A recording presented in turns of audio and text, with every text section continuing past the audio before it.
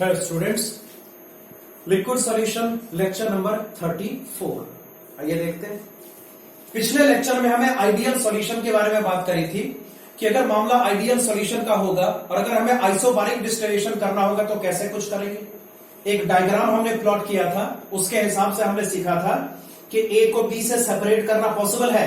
उसके लिए आप लेक्चर नंबर 33 को रिविजिट करेंगे, आपको सारी बातें याद में आ जाएंगी ना। पॉजिटिव डेविएशन मतलब डिस्कशन आपको यहाँ पे नॉन आइडियल सॉल्यूशन का करना है, जो कि हमने पढ़ा था ना कि नॉन आइडियल सॉल्यूशन वैसा सॉल्यूशन होता है जो कि राउल्स लॉ को फॉलो नहीं करता। इसके दो सेक्शन पॉसिबल है, one is called positive deviation and other is called negative deviation. ध्यान से देखिए, अगर मामला पॉजिटिव डेविएशन का होगा तो यहां पर होता क्या है मैं आपको बता दूं। देख, इसमें ज्यादा कुछ आपको नहीं करना है, ये सारी बातें प्रैक्टिकल है, इसको सीधे आपको याद कर लेना है। देखिए मैं क्या बोल रहा हूं, boiling point present on the Y axis और जो आपका यहां पे मोल फ्रैक्शन होगा this is present on the X axis.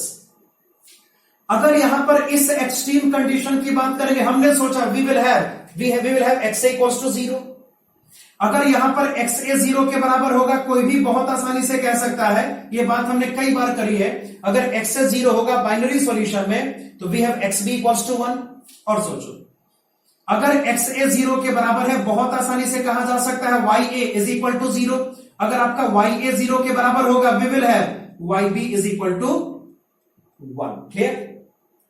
उसी तरीके से अगर अनदर एक्सट्रीम कंडीशन की बात करोगे, हमारे पास यहां पर एक्स ए इक्वल्स टू 0 है, जो हमारा यहां पर एक्स बी होगा दिस इक्वल्स टू कितना 0। एक्स ए 1 है, सॉरी एक्स ए 1 है, एक्स बी इक्वल्स टू 0। सोचिए हमारे सिस्टम में केवल ए प्रेजेंट है, बी तो है ही नहीं। मतलब सिस्टम जो वेपर्स का फॉर्मेशन यहां पे करेगा उसमें केवल ए के वेपर्स प्रेजेंट होंगे, बी के तो प्रेजेंट होंगे नहीं।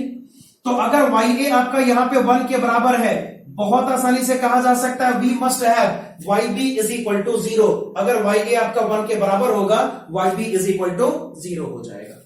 अब उसके बाद सोचिए मैंने क्या डिस्कस किया था, बी का बॉइलिंग पॉइंट ए के रेस्पेक्ट में ग्रेटर ना, वो जो हमारा मेन डिस्कशन जहां से हमने स्टार्ट किया उसमें हमने क्या लिया था, पी नॉट ए greater than P naught B, यानी बी का जो वेपर प्रेशर है वो ए से कम है ना, तो बी का बॉइलिंग पॉइंट ए के रेस्पेक्ट में ग्रेटर हो जाएगा। याद करिए यहां पे बॉइलिंग पॉइंट कितना होगा टी नॉट बी, और यहां पे जो बॉइलिंग पॉइंट होगा उसको क्या लिखा जा सकता है, that is T naught A. देखो एग्जैक्टली होता क्या है जब पॉजिटिव डेविएशन की बात करते हैं, तो देखो डायग्राम कैसा बनता है और इसका सिग्निफिकेंस क्या होता है। जब हम पॉजिटिव डेविएशन की बात करते हैं तो डायग्राम कुछ ऐसा आपको नजर आने लगता है। ध्यान से देखिएगा, ये डायग्राम प्रैक्टिकली हमें ऐसा नजर आता है। ये लिक्विड फेज होगा, ये लिक्विड फेज होगा, वेपर फेज, और यहां पर क्या वेपर फेज। सोचो अगर हम फ्रैक्शनल डिस्टिलेशन को ट्राई करते हैं, ठीक है ट्राई करते हैं, जैसे मान लो ये कंपोजिशन आपको यहां पे दिया हुआ है, इस लिक्विड कंपोजिशन का बॉइलिंग पॉइंट ये रहा, इसी बॉइलिंग पॉइंट पे अगर हम वेपर कंपोजिशन को कंसीडर करेंगे तो ये आपका वेपर कंपोजिशन हो जाएगा। फिर इसको रिकंडेंस करेंगे यहां तक पहुंचने के लिए, बॉइलिंग पॉइंट फाइनल सॉल्यूशन का पहले के रेस्पेक्ट में लेस हो जाएगा। अब जरा सोच के देखो, अगर इसी प्रोसेस को बार बार रिपीट करोगे तो आप कहां पहुंचोगे, इस पॉइंट पे पहुंच जाओगे। इस पॉइंट की खासियत यह है कि जो आपका कंपोजिशन लिक्विड फेज का है वही कंपोजिशन वेपर फेज का भी है। देखो मामला थोड़ा सा भी यहां पे अटक रहा है, मैं क्या बोल रहा हूं देखो, फ्रैक्शनल डिस्टिलेशन की बुनियाद क्या है, फ्रैक्शनल डिस्टिलेशन का यही तो बुनियाद है ना कि जब वेपर का फॉर्मेशन आप करते हैं तो वेपर स्टेट में जो ज्यादा वोलेटाइल कंपोनेंट होता है वो ज्यादा प्रेजेंट होता है, लेस वाला कम हो जाता है। जो सॉल्यूशन का आपका कंपोजिशन है उसके रेस्पेक्ट में अगर वेपर का कंपोजिशन डिफरेंट होगा तभी तो फ्रैक्शनल डिस्टिलेशन करना पॉसिबल है। दिमाग पे थोड़ा सा जोर डालिए, मैं क्या बोल रहा हूं, कोई सॉल्यूशन आपको दिया हुआ है और उसके वेपर्स की हम बात करते हैं ना फ्रैक्शनल डिस्टिलेशन में, अगर वेपर कंपोजिशन सॉल्यूशन कंपोजिशन के रेस्पेक्ट में डिफरेंट है तो हम वेपर को रिकंडेंस करेंगे तो एक डिफरेंट सॉल्यूशन आपको नजर आएगा। क्या हो कि अगर आपके पास एक सॉल्यूशन है, सोच के देखो, रफ में इसको नोट मत करना, सोच के देखो हमारे पास एक सॉल्यूशन है, ठीक है, एक ऐसा सॉल्यूशन हमारे पास है जिसमें जो कंपोजिशन लिक्विड फेज का वही कंपोजिशन वेपर फेज का भी। ध्यान से, जो कंपोजिशन यहां पे लिक्विड फेज का वही कंपोजिशन किसका वेपर फेज का। अगर आप वेपर को आगे चल के रिकंडेंस करोगे तो यही सॉल्यूशन आपका रीजनरेट हो जाएगा।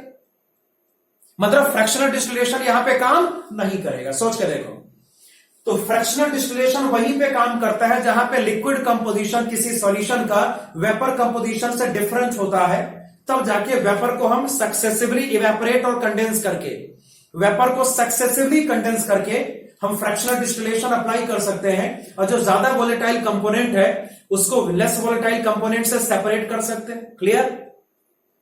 लेकिन अगर कोई ऐसा सॉल्यूशन आपको दिख जाए जहां पे जो कंपोजिशन लिक्विड फेज का होगा वही कंपोजिशन वेपर फेज का होगा, जैसे यहां पे मैंने रफ में इसको ड्रॉ किया है, इस वेपर को कंडेंस करके भी क्या कर लोगे? कुछ नहीं करोगे। अगर इस वेपर को कंडेंस करोगे तो इसी लिक्विड कंपोजिशन का अगला सॉल्यूशन डेवलप हो जाएगा, और बात वही, हम स्क्वायर वन पे ही रहेंगे, हम आगे नहीं बढ़ पाएंगे।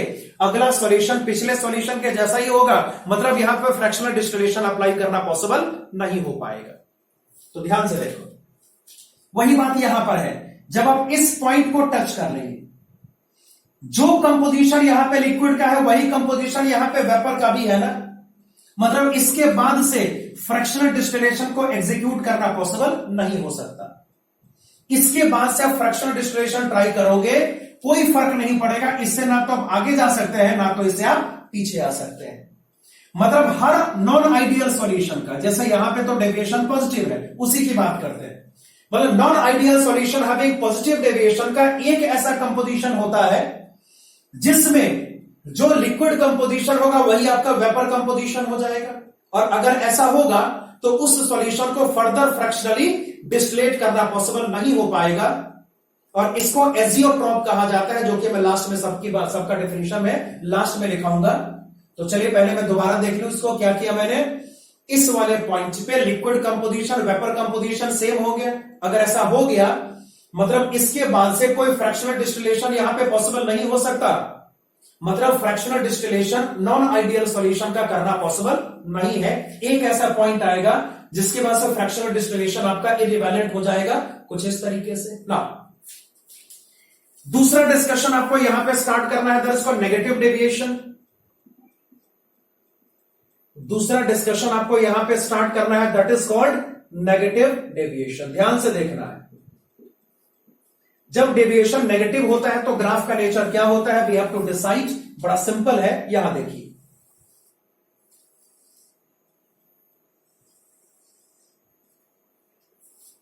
Boiling point present on the Y axis, ये जो मोल फ्रैक्शन होगा ये एक्स एक्सेस का वेरिएबल होगा, ऐसा ही सोच लो। ग्राफ का फॉर्मेट दोनों केस में सेम रहेगा।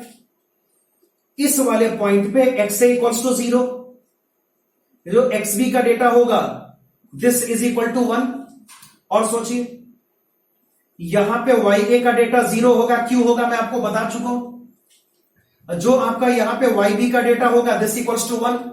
अगले एक्सट्रीम कंडीशन के बारे में सोचो, यहां पर एक्स ए इक्वल्स टू 1 लिया जाता है, तो जो एक्स बी यहां पर होगा मस्ट बी इक्वल टू 0। अगर एक्स ए 1 है, बहुत आसानी से वाई ए को 1 से एक्सप्रेस करेंगे, जो आपका यहां पे वाई बी का डेटा होगा must be equal to 0। Possible है सर? अब ध्यान से देखना, अगर डेविएशन नेगेटिव होगा तो ग्राफ का नेचर क्या होगा, देख बड़ा सिंपल है, याद है ये किसका पॉइंट, टी नॉट बी का ना, जो कि टी नॉट ए के रेस्पेक्ट में ग्रेटर होगा, इसमें कोई दिक्कत नहीं। तो ये जो पॉइंट आपका है this corresponds to T naught A. देखो यहां पे ग्राफ कैसा होगा, सीधे याद कर लो ग्राफ को, यही बेस्ट है, कुछ बातें याद ही करनी होती है। ग्राफ का नेचर कुछ ऐसा हो जाता है, लिक्विड फेज वेपर फेज, यहां पे लिक्विड फेज यहां पे वेपर फेज। क्या लगता है भाई, अगर किसी तरीके से इस पॉइंट पर आप आ गए, क्या कोई फ्रैक्शनल डिस्टिलेशन पॉसिबल होगा? सोच के देखो, इस वाले पॉइंट पे आपको क्या दिख रहा है, जो कंपोजिशन यहां पे लिक्विड का होगा वही कंपोजिशन यहां पे वेपर का भी हो जाएगा। और हमने अभी बात करी है, कोई ऐसा लिक्विड, कोई ऐसा सॉल्यूशन जिसका लिक्विड वेपर कंपोजिशन एक जैसा होता है, उसको फ्रैक्शनली डिस्टिलेट करना पॉसिबल नहीं हो सकता, क्योंकि हम कुछ ट्राई भी करेंगे तो जो अगले स्टेप का सॉल्यूशन होगा वो पिछले स्टेप के सॉल्यूशन के जैसा ही हो जाएगा। मतलब यहां पे स्पष्ट है कि ना तो इस पॉइंट के बाद कोई फ्रैक्शनल डिस्टिलेशन पॉसिबल हो सकता है, ना तो इस पॉइंट के बाद कोई फ्रैक्शनल डिस्टिलेशन पॉसिबल हो सकता है। इन कंपोजिशन का एक प्रॉपर नेम है जो कि मैं यहां पे लिख रहा हूं, देखो इस कंपोजिशन को, जिसका फ्रैक्शनल डिस्टिलेशन पॉसिबल नहीं हो रहा, इसको कहा जाता है minimum boiling azeotrope. This is called minimum boiling azeotrope. इसको कहते हैं minimum boiling azeotrope, and this is called the maximum boiling azeotrope. This is called maximum boiling azeotrope. और एक मिनिमम मैक्सिमम का मतलब सिंपल है, देखो ये जो एजियोट्रॉप यहां पर है, जिसको फ्रैक्शनली डिस्टिलेट करना पॉसिबल नहीं हो रहा, उसका बॉइलिंग पॉइंट ए और बी के रेस्पेक्ट में लेस है, जबकि यहां पे एजियोट्रॉप का बॉइलिंग पॉइंट ए और बी के रेस्पेक्ट में ग्रेटर है। So that's why this is called maximum boiling azeotrope and this is called minimum boiling azeotrope. अब इन डायग्राम्स को कॉपी करिए, फिर एजियोट्रॉप का डेफिनेशन आपको नोट करके फ्रैक्शनल डिस्टिलेशन को कंप्लीट करना है। तो चलिए डायग्राम नोट करना स्टार्ट करिए।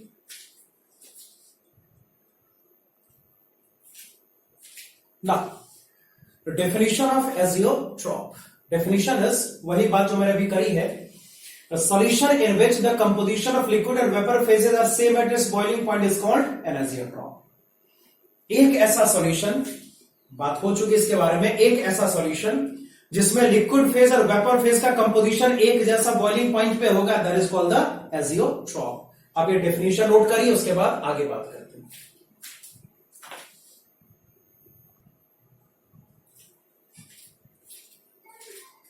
फ्रेंड्स, हमारा अगला टॉपिक है, ये हमारा चैप्टर का आखिरी टॉपिक होगा, that is called immiscible liquids. Immiscible liquids वैसे लिक्विड्स होते हैं जो कि आपस में पूरी तरीके से मिक्सअप नहीं होते, जैसे पेट्रोल और वाटर, ये कभी आपस में मिक्स नहीं होता। इमिसिबल लिक्विड्स का जो मिक्सचर बनेगा उसको सॉल्यूशन नहीं कहा जा सकता। सॉल्यूशन एक होमोजेनस मिक्सचर होता है जहां पे मैटर का कंपोजिशन पूरे सिस्टम में सेम रहता है, जबकि इमिसिबल लिक्विड्स को मिक्सअप करने से एक हेट्रोजेनस मिक्सचर का फॉर्मेशन होगा। So that's why the mixture of immiscible liquids can not be called a solution. इसको थोड़ा अलग से डील करना होता है। इसमें मेन पॉइंट आपको खाली समझना, बहुत छोटा सा टॉपिक है, ये तुरंत हो जाएगा। मेन पॉइंट यहां पर यह है कि अगर हमारे पास ए और बी का कोई इमिसिबल, ए और बी यहां पे इमिसिबल लिक्विड्स है, जिसमें मैंने सोचा कि ए का वेपर प्रेशर पी नॉट ए है प्योर स्टेट में, बी का वेपर प्रेशर यहां पर कितना, तो पी नॉट बी है प्योर स्टेट में। जब यहां पर ए और बी को मिक्स करके हम एक हेट्रोजेनस मिक्सचर का फॉर्मेशन करेंगे, हमने यहां पे हेट्रोजेनस मिक्सचर का फॉर्मेशन कर लिया by mixing A and B. तो कॉन्सेप्ट को ध्यान से देखें, कॉन्सेप्ट यहां पे बड़ा सरल सा है, इसमें बातें थोड़ी सी अलग हो जाती है। देख यहां पे पॉइंट ये कहता है, कॉन्सेप्ट यहां पर ये कहता है कि ए और बी आपस में इंटरेक्ट नहीं करेंगे, ए और बी का इंटरेक्शन आपस में नेग्लिजिबली स्मॉल होगा। मतलब ऐसा, ए और बी मतलब आपस में इंटरेक्ट ना करने का मतलब यह है कि भाई जितना ए का प्योर स्टेट में एस्केपिंग टेंडेंसी था ना, उतना ही सॉल्यूशन स्टेट में भी होगा, वही हाल यहां पे बी का भी होगा। तो ऐसे सोचते हैं, देखिए जो सॉल्यूशन का नेट वेपर प्रेशर है, लेट्स से जो सिस्टम का, इसको सॉल्यूशन तो नहीं बोला जा सकता, मिक्सचर का जो नेट वेपर प्रेशर यहां पे है, सपोज करो this equals to capital B. चूंकि ए और बी आपस में इंटरेक्ट नहीं करता, ए और बी एक दूसरे को अफेक्ट नहीं करता, मतलब यहां पे साफ कहा जा सकता है कि जो आपका यहां पे कैपिटल पी होगा must be equal to P naught A plus P naught B. मतलब मामला यहां पे स्पष्ट सा है कि अगर हम इमिसिबल लिक्विड्स की बात करते हैं ना, तो जो आपका टोटल वेपर प्रेशर होगा वो प्योर स्टेट वेपर प्रेशर के सम के बराबर हो जाएगा। तो पहली बात है capital letter P is equal to, यहां पे पॉसिबल होगा P naught A plus P naught B, right. उसके बाद अब मामला बड़ा सिंपल सा, सोचिए यहां पर ए का प्रेशर कितना प्रेजेंट है, बोलो। ए का प्रेशर यहां पर है पी नॉट ए, बी का प्रेशर यहां पर क्या प्रेजेंट होगा, पी नॉट बी। बात मैंने आपको समझा दी, इसी का सम यहां पे टोटल प्रेशर का रिप्रेजेंटेशन होगा। ऐसा लिक्विड सॉल्यूशन में नहीं होता, याद करें, वहां पे हम राउल्स लॉ अप्लाई करते। ओके, तो पी नॉट ए को यहां पर क्या लिखा जा सकता है, वेपर फेज में N A into R T upon V ना। सोच के देखो, ऑब्वियस सी बात है, वेपर तो गैसीय स्टेट है ना, तो अगर पी नॉट ए को कैलकुलेट करेंगे तो कैलकुलेशन का तरीका क्या होगा, N A R T upon capital letter B. Temperature यहां पे ऑब्वियस सी बात है फिक्स्ड है, और ये वॉल्यूम जो है वो उसको हमने वी से रिप्रेजेंट किया। जिस वॉल्यूम में वेपर प्रेजेंट है that is represented by capital V. और बताइए अगर यहां पे बात करते हैं पी नॉट बी की, बोल पी नॉट बी क्या होगा, पी नॉट बी, और वही बात ये कर लेता है ना, जैसे वेपर फेज में ए का मोल्स Na है और मान लो बी का मोल्स कितना है, let's say this equals to Nb। तो जो पी नॉट बी यहां पर होगा उसको लिखा जा सकता है NbRT upon capital letter B. इसको इक्वेशन 1, इसको इक्वेशन नंबर 2 से रिप्रेजेंट करेंगे। बेस्ट ऑप्शन यहां पर क्या, 1 को 2 से डिवाइड करो। अब सोचो अगर 1 को 2 से डिवाइड करेंगे, आरटी अपॉन बी दोनों केस में कॉमन, इसका कैंसलेशन हो जाएगा। आपका फाइनल रिजल्ट होगा P naught A upon P naught B is equal to लिखा जा सकता है बहुत आसानी से Na अपॉन Nb। तो ये इमिसिबल लिक्विड का पूरा मैटर इतने में ही कंप्लीट हो गया। यहां पे स्ट्राइकिंग बात यह है कि जो कैपिटल P होगा P naught A P naught B के सम के बराबर होगा, क्योंकि मामला जब इमिसिबल लिक्विड के मिक्सचर का होता है तो लिक्विड्स एक दूसरे से इंटरैक्ट बिल्कुल नहीं करते। और दूसरी बात, P naught A P naught B पे जब अगर हम आइडियल गैस इक्वेशन अप्लाई करते हैं तो क्या दिख रहा है कि वेपर स्टेट में ए और बी का मोल्स का जो रेशियो होगा वो एग्जैक्टली प्योर स्टेट में ए और बी के वेपर प्रेशर के रेशियो के इक्वल हो जाएगा, जो कि आपके सामने है। तो चैप्टर का थ्योरी पोर्शन हमने कंप्लीट कर लिया। अब जो न्यूमेरिकल पोर्शन होगा उसको कंप्लीट करके हमें चैप्टर को फिनिश करना है। अब इसको नोट करिए, it's all about lecture number 34।